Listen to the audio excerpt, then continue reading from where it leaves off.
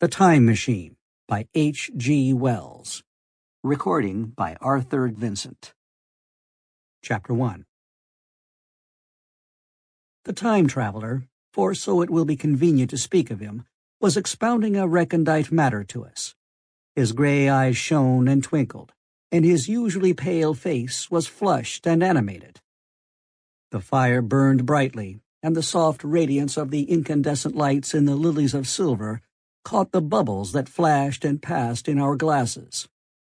Our chairs, being his patents, embraced and caressed us rather than submitted to be sat upon, and there was that luxurious after-dinner atmosphere when thought roams gracefully free of the trammels of precision.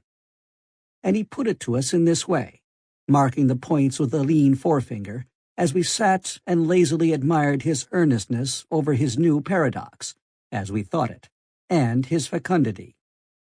You must follow me carefully. I shall have to controvert one or two ideas that are almost universally accepted. The geometry, for instance, they taught you at school is founded on a misconception. Is not that a rather large thing to expect us to begin upon? Said Philby, an argumentative person with red hair. I do not mean to ask you to accept anything without reasonable ground for it. You will soon admit as much as I need from you. You know, of course, that a mathematical line, a line of thickness, nil, has no real existence. They taught you that? Neither has a mathematical plane. These things are mere abstractions. That is all right, said the psychologist. Nor, having only length, breadth, and thickness, can a cube have a real existence. There I object, said Philby. Of course a solid body may exist, all real things, so most people think. But wait a moment. Can an instantaneous cube exist?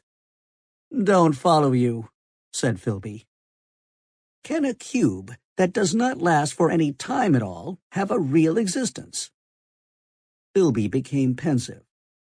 Clearly, the time traveler proceeded, any real body must have extension in 4 directions. It must have length, breadth, thickness, and duration.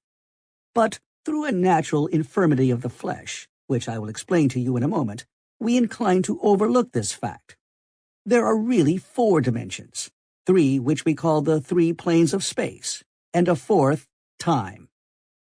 There is, however, a tendency to draw an unreal distinction between the former 3 dimensions and the latter, because it happens that our consciousness moves in. Sample complete. Ready to continue?